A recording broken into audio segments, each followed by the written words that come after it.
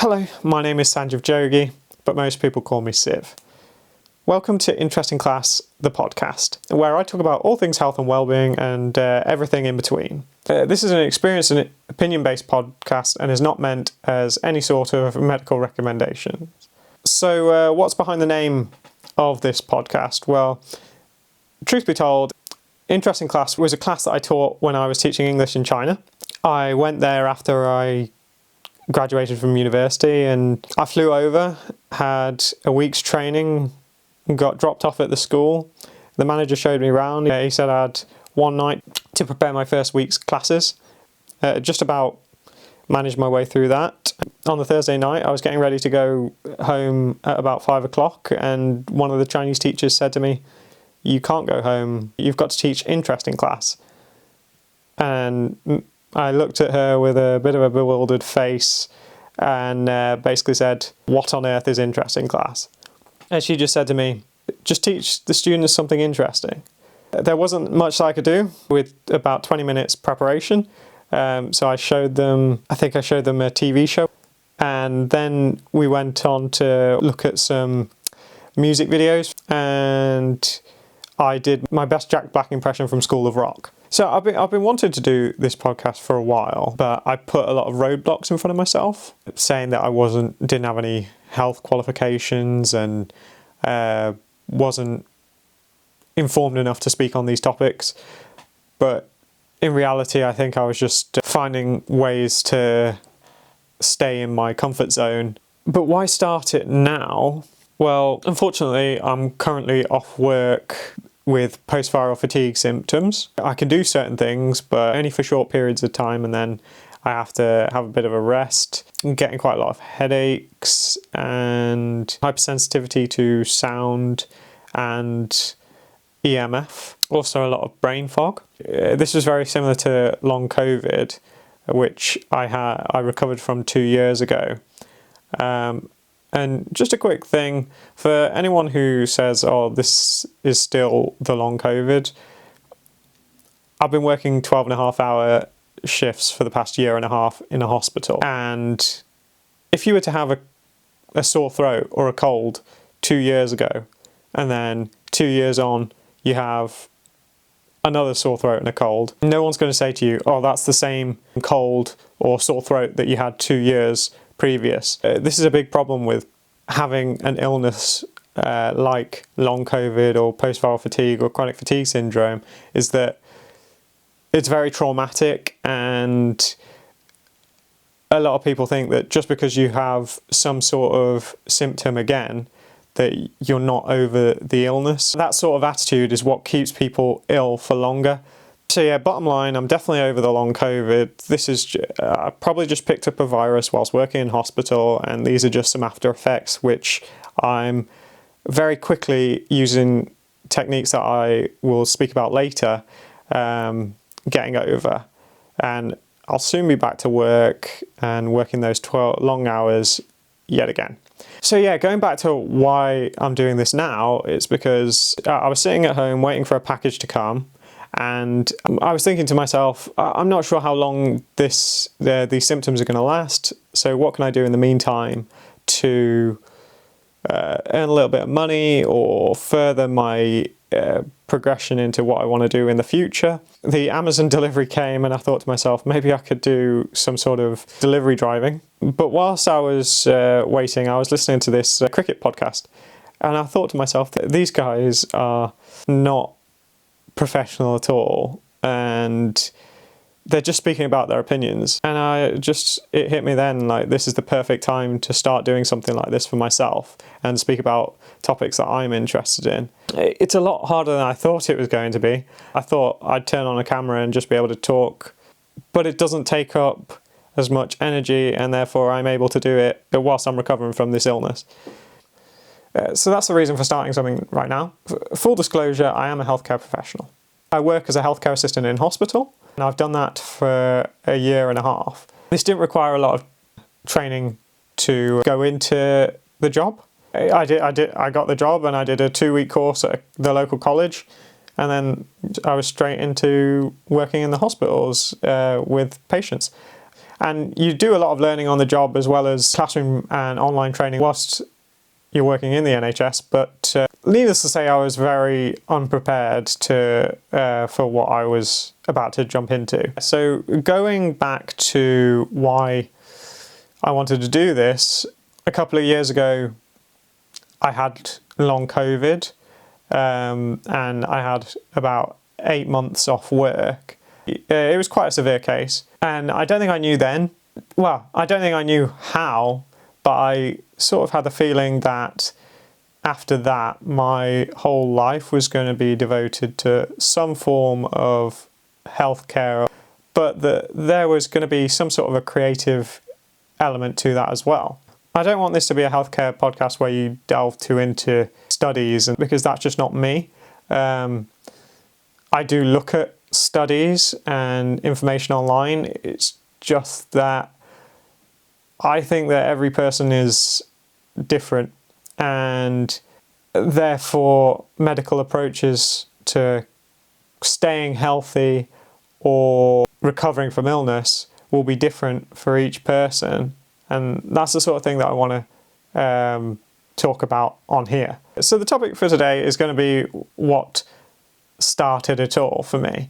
And that is getting long COVID and recovering from it. I was working in marketing, doing pretty well. One of my colleagues was about to leave, so there was going to be a lot of work left that needed to be passed on.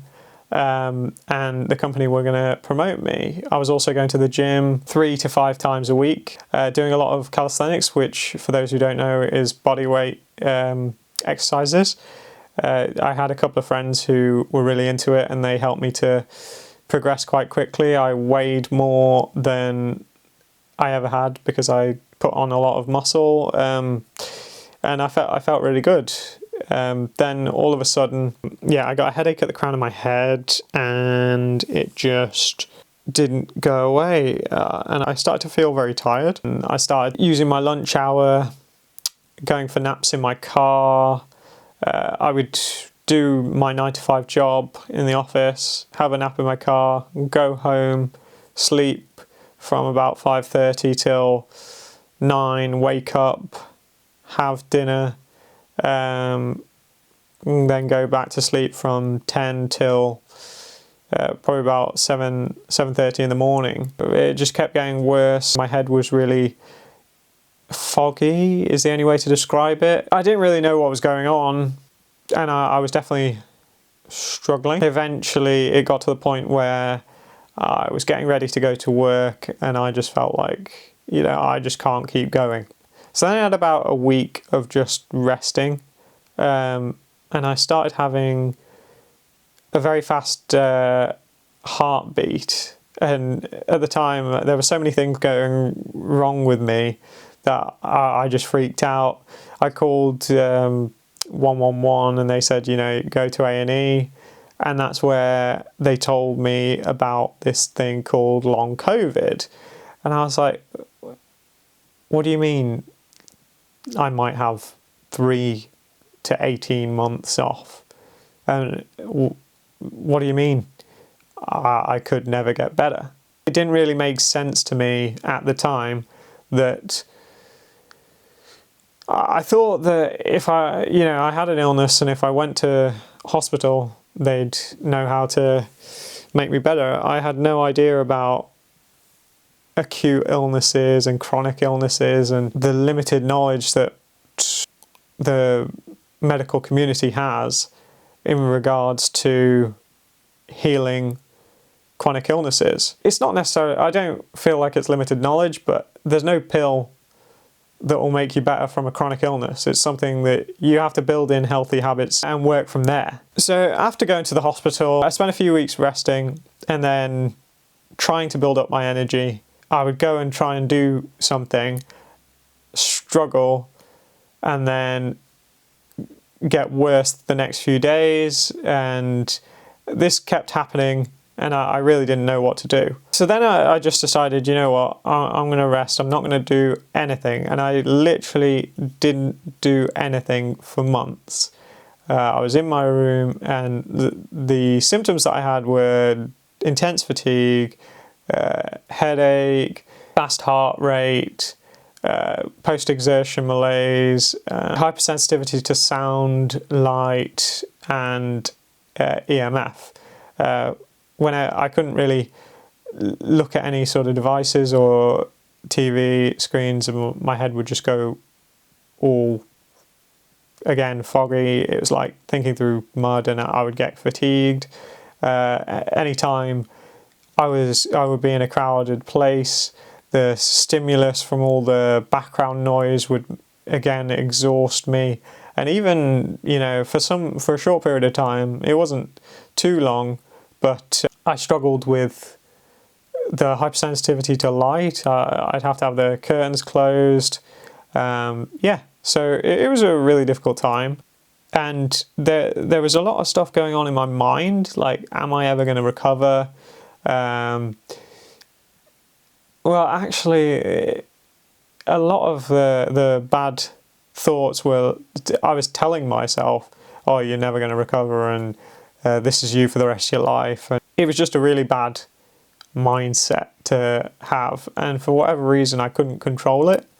So that's sort of where I started. I just started by trying to calm myself down. So I started by doing things like meditation and drinking teas that would help me sleep, like chamomile, just relaxing, trying to relax my body and my mind. And that sort of made me quite a little bit more stable. But obviously I was like Googling and trying to find people recovering, and all I'm seeing is, you know, this has been 2 years for me and this is never going to end and stuff like that. And I actually remember my aunt messaging me saying, oh, what are you going to do? And I was like, I have no choice. I'm just going to wait for a pharmaceutical company to come up with a pill to help me get better. And obviously that's just not the way things work, but that's what I thought at the time. So eventually I did find something, and it was this theory that all these sorts of chronic fatigue, post-viral fatigue, all these sorts of chronic illnesses like post-viral fatigue, long COVID, chronic fatigue syndrome were to do with the nervous system and the vagus nerve, keeping your body in a fight, flight, or freeze state. Basically, the theory was that you have a virus, and even though it's gone, the brain doesn't think that it's gone. So it keeps sending out that signal and flooding your body with an immune response. And when you're ill, your brain and your body does things to help you recover. It gives you signals to feel bad so that you rest and take things slowly. The theory was that these sorts of illnesses was your brain just continuously sending those wrong signals, saying that you still have whatever you had, you still have a virus, and that's why you just keep getting worse, and the more you try to do, the worse your symptoms get. This, for some reason, made a lot of sense to me. So then I went about finding ways to relax my nervous system and to tone my vagus nerve to reduce anxiety and stress. Therefore, trying to break this pattern and slowly but surely get better. And these are the things that I did. So yeah, first, as mentioned, I did a lot of meditation. I also did breathing exercises and cold exposure therapy. And the particular format that I followed is called the Wim Hof method. I'm going to do a video about that as well. But basically this man, he is known as the Iceman. He's got lots of world records, and there's a particular breathing method that he does, and it's been shown to have numerous health benefits. So you do the breathing exercises, and then you have cold showers or go into ice baths or do cold swimming in nature. Cold swimming is something that I really love doing now, but at the time I wasn't really going out the house, so I just stuck to the cold showers and ice baths, and that's something that I had no idea about, and people who know me would never have thought that that's something that I would be doing, but now I do it all the time. I don't even feel like I'm properly awake unless I've had a cold shower in the morning. It really made me feel strong to be able to withstand something that had a lot of power over me. So it not only has physical benefits, but it also has those mental benefits too. I slowly built up my walking. When I first started, I was literally just walking up the street and back. But over a number of weeks, I built it to 1 kilometre, and then it took several months, but eventually I was walking 5 kilometres every day. What went along with that is also something called neuro-linguistic programming, which is basically I had a little script, and whenever I felt a symptom, I would tell myself this script in my head, and it basically went along with as soon as I felt a symptom and recognised it, I just went stop, stop, stop, and then told myself, I'm getting better and I've got nothing to worry about, and then I just distracted myself with, later on I'm going to do this, that or the other. There's lots of neuro-linguistic programs out there, but it is fairly simple, and you don't really need to pay a lot of money to basically just tell you to send yourself positive messages. And what this does is it stops you from thinking about your symptoms all the time. It just sort of distracts your brain and it starts to get it to not be hypervigilant. So when I was going on these walks, originally I was getting a lot of symptoms and telling myself over and over again that I was getting better and that there was nothing to worry about. But slowly but surely, these symptoms went away the more that I did that. I also was recommended cognitive behavioural therapy by a doctor, and my dad found me this woman who, basically she came and assessed me, and she said that cognitive behavioural therapy is often prescribed for things like this, but cognitive behavioural therapy is for depression, and you're not sick because you're depressed. You might have a little bit of depression because you're sick, which is understandable, considering everything that you used to be able to do and now in your current state can't do. So she then said there's numerous things that I can do for you, and I'd like to give it a go. I said yes. So she was the one who sort of told me about the neuro-linguistic programming techniques. She also did something called vagus nerve stimulation, and she used a machine called Dolphin NeuroStim. It's the only recognised treatment for long COVID in Canada, and it's basically like a graded down TENS machine, and it improves the tone of your vagus nerve. She also introduced me to things like grounding and sound healing. And a lot of people may think that this sort of stuff isn't real, but having gone through what I went through and seeing how this helped, my experience showed me that these sort of things definitely are real. Now, I'm not 100% sure about how grounding works, other than the fact that we as humans are positively charged and the ground that we walk on is negatively charged. So by putting our feet on the ground, any excessive charge that we have can be sort of neutralized. But I'm not 100% sure how it works with fatigue. All I know is that when I started doing it, it really benefited me. And in terms of sound healing, there are studies to back this up. And sound healing sounds even more quirky, and a lot of people might say, this is alternative medicine stuff that doesn't really work, but I have experience of it helping me, and I'm 100% sure that it works. And if you want to go and look at studies, you can. They're out there. They prove that it works. But the basics of it is that your vagus nerve can be toned by specific kinds of noises. The medium that this woman used to help me was tuning forks. And basically you tap these forks and they vibrate and create a specific pitch, and that pitch tunes your vagus nerve and causes your nervous system to relax and get back into that rest and digest state.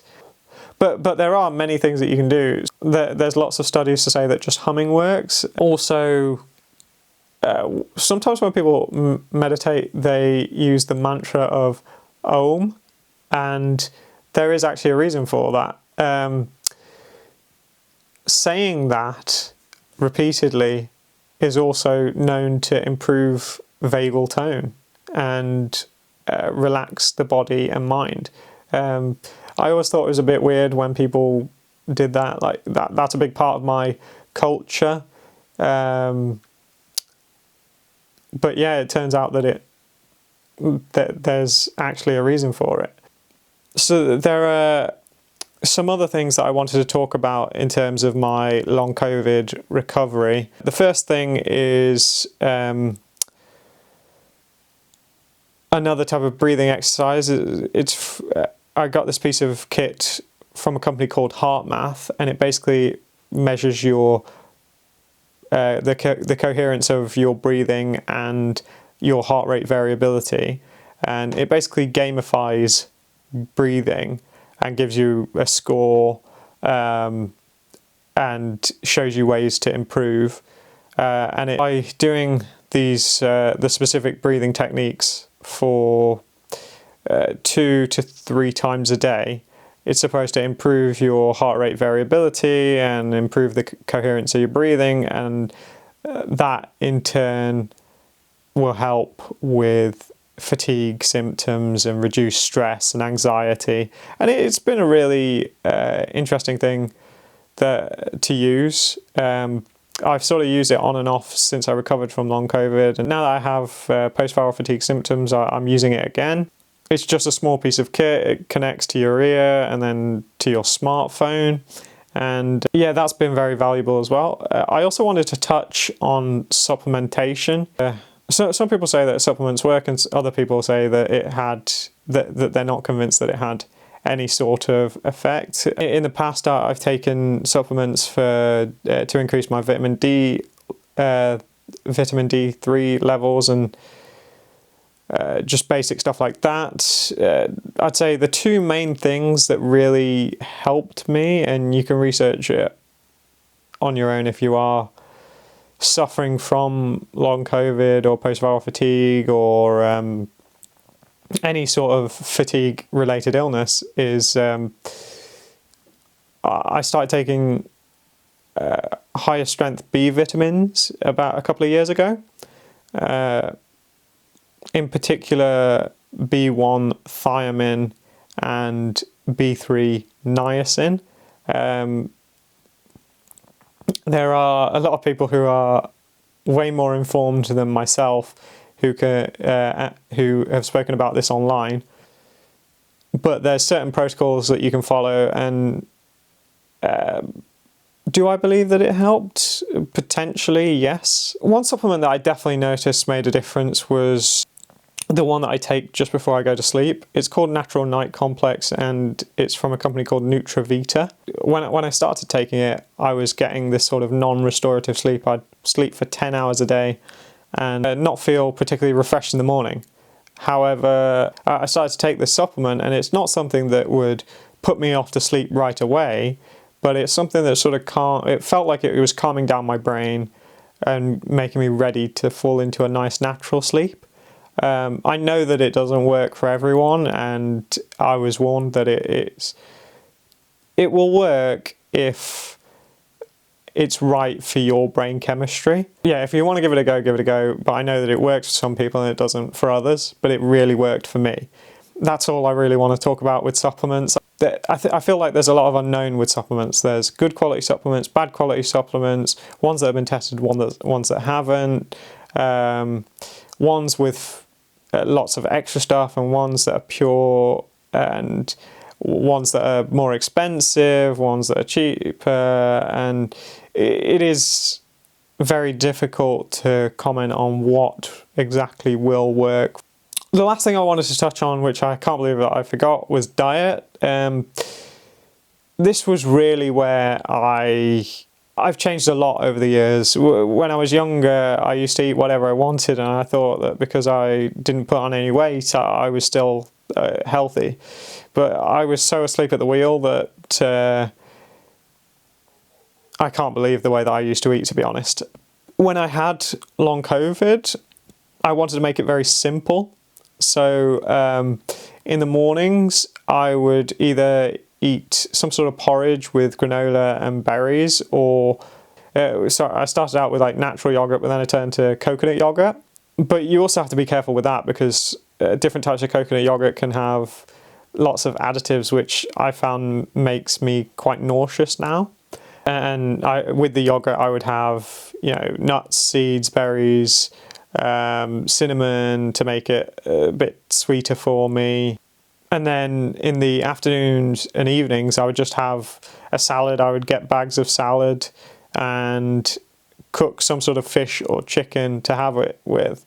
And then I treated myself because I really love sweet things. I allowed myself to have one biscuit every day because I thought, it gives me a fix, but I'm not going too far and in terms of affecting my health.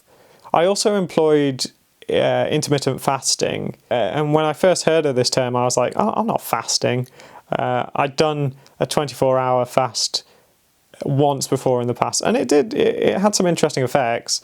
I definitely felt more alert and more awake, but it wasn't something I wanted to repeat. But intermittent fasting is quite easy. You just have an 8-hour window in the day that you eat, and you don't eat either side of it. So I started eating at 10 o'clock in the morning and finished at 6, and didn't eat anything in between those times. And this was really interesting. It started, when I first started it was very difficult, but I soon got used to it. And there's lots of people that talk about all these different benefits, but to me, it made me feel good. I was less bloated, but that also had to do with the food that I was eating. I didn't have as many cravings, and I felt like it gave me more energy. And to me, it sort of makes sense. Like, you don't work out, well, some people work out every day, but it's quite hard to work out every day because your muscles need time to repair. But when we eat, you're just constantly eating and eating and eating, and your organs don't really get a rest. The way that I saw this was that by limiting the times when I was able to eat, my stomach was able to rest and my body was able to rest even better, which allowed me to have more energy. That's just my sort of thoughts behind it. I don't know the full science behind it, but I definitely know that it made me feel a lot better, and it's something that I wanted to keep going, but because of my 12-hour shifts and 2 half-an-hour breaks, I haven't been able to. But it is something that moving forward, I'm wanting to implement back into my life, because it does. Well, for me at least, it helped hugely. So yeah, those are a few of the things I did to eventually recover from long COVID. That being said, there are lots of other ways you can get out of these sorts of chronic illnesses. There's lots of different breathing exercises and technologies to help with working your way out of these sort of chronic illnesses. This was just my experience and something that I wanted to share, and that I'm glad that I've done it now.